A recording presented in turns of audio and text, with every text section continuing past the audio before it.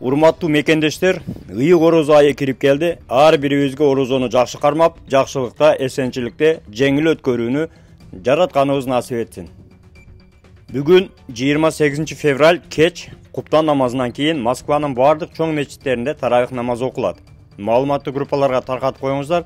Эртең 1 март эрте таңда саат 5-тен 15 өткөнгө чейин ооз бекитилет. Ал эми ооз ачуу саат 18-ден 7 өткөндө. Таравих намазы эртең саат 19-дан 44 өткөндө куптан намазынан кийин окулат.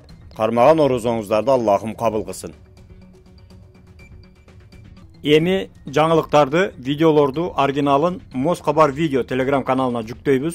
Ошол жерден көрсөңүз, көчүрсөңүз, комментарий калтырсаңыз жана лайк басып жактырсаңыз болот. Ассаламу алейкум жалпы мекендештер. Сиздер менен кайрадан эле Москабар Аккеме студиясында окуялар, жаңылыктар жана кабарлар менен саламатсыздарбы. Жума маарек болсун, иш күнүңүздөр ийгиликтүү, берекелүү, жакшы улансын. Москвадагы маанилүү кабарлар менен тааныштырабыз. Бирден лайк басып, бизди колдоп кетиңиз. Алгач эле эң жакшы кабардан баштайлы. Россияда эмгектенип жүргөн биздин мекендештер үмүт менен күтүп жүрүшкөн рубльдүн курсу дагы көтөрүлдү. Бишкектеги банктарда эң жакшы алмашуу курсу 1 рубльга 1 сомдон ашты. Ар бир мекендештин тапканына береке болсун. Курс калыбына келип 1,5 сомго көтөрүлсүн деп жакшы сөздөрдү жазып кетиңиздер.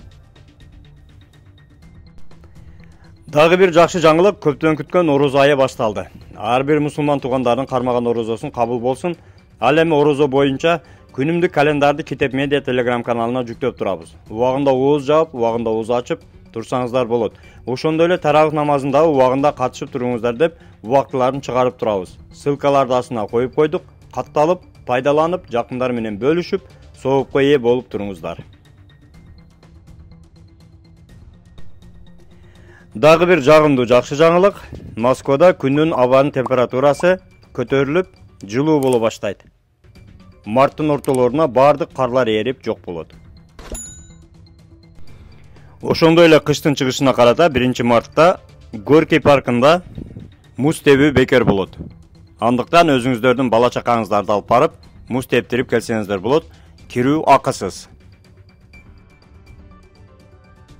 Клиника Асмет жана үй бүлөлүк клиника. Клиникада терапевт, гинеколог, уролог, кардиолог, хирург, гастроэнтеролог, лор, дерматовенеролог, невропатолог, стоматолог жана педиатр кабыл алат. Ошондой эле лаборатордук анализдердин бардык түрүн тапшыра аласыз. Дарыгерлер бейтаптарды текшерүүдө, жаңы акыркы үлгүдөгү эксперттик УЗИ колдонушат.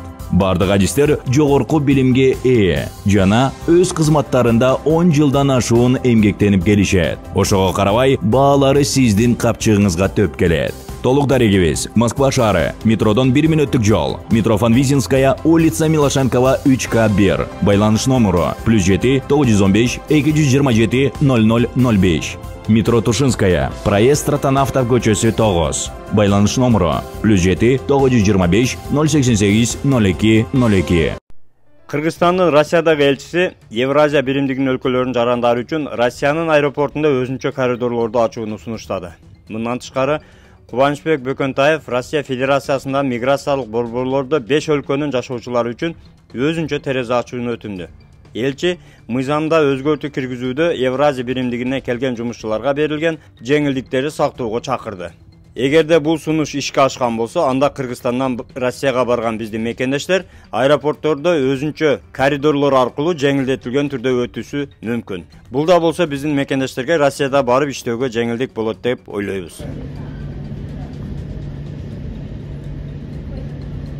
Албетте, Россияда биздин мекендештери биринчи эле кызыктырган нерсе бул айлык маяналар. Москвада орточо айлыктын эсеби 162 000 рубльга көтөрүлдү. Бул тууралуу Новости Москвы билдирет. Чукоткада орточо айлык 185 000 жана Ямало-Ненецкиде 164 000 рубльга чейин. Ал эми Москва облусунда 98 800 рубль.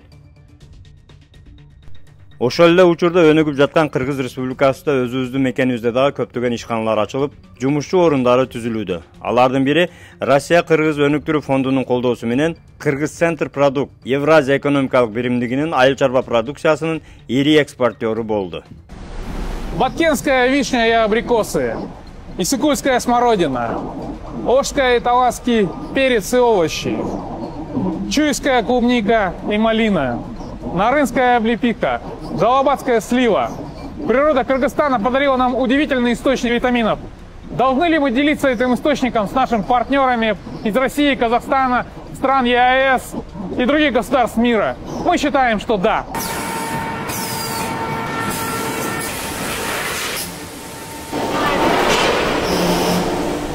Компания «Кыргызцентр Продукт» является ярким и системным примером работы Российско-Кыргызского фонда развития по развитию сельскохозяйственного сектора страны.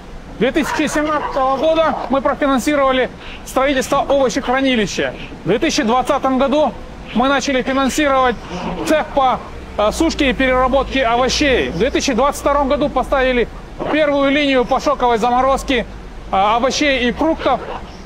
И сегодня мы подписали новый договор о финансировании по модернизации установки второй линии шоковой заморозки овощей и фруктов. 90% всей замораживаемой продукции, произведенной на территории Кыргызской Республики, поставляется в Российскую Федерацию, еще 5% в Казахстан и 5% потребляет внутренний рынок.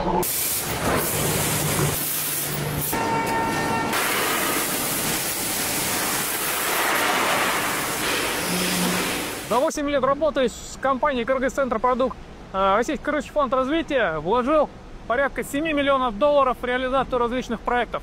И сегодня компания из простого овощехранилища стала одним из крупнейших экспортеров сельхозпродукции на рынке Евразийского экономического союза. Бүгүнкү кыскача кабарлар жана эскертүүлөр сиздерге пайда алып келди деген ойдобуз. Бирден лайк басып, группаларга таркатып, каналга катталууну унутпаңыздар. Кантсе да бөтөн жерде өзүңүздөргө сак документтерге так болуңуздар. Таза регистрация боюнча 8936 111 7911 номерине кайрылсаңыздар, жигиттер жардам берет. Тапканыңыздарга береке, үй бүлөңүздөргө тынчылык. Ар бирибиз ата мекенибизге эсен соо жетели. Бүгүнкү жума дагы бир жолу маарек болсун, кылган дуаларыбыз кабыл болсун. Дайыма жакшылыкта көрүшкөнчө аман жүрүңүздөр туугандар. Москвада мекендештер, документ жок кыйналсаңыздар, регистрация бүтүп калса, же өтүп кетсе, же жоготуп алсаңыз, миграционканы жаңылатыш керек болсо, чек арага коркпой чыгып келейин десеңиз, баягы эле Москвадагы хит болгон Мухиддин ажы кызматта. Өзү до конца айдайт, ашыкча акча албайт, документке жардам берип турлайт, даже кыйналган мекендештерди бекер ташыйт. Мухиддинге Москвадан деп чалсаңыз, по-братски жылуу жумшак барып келесиз.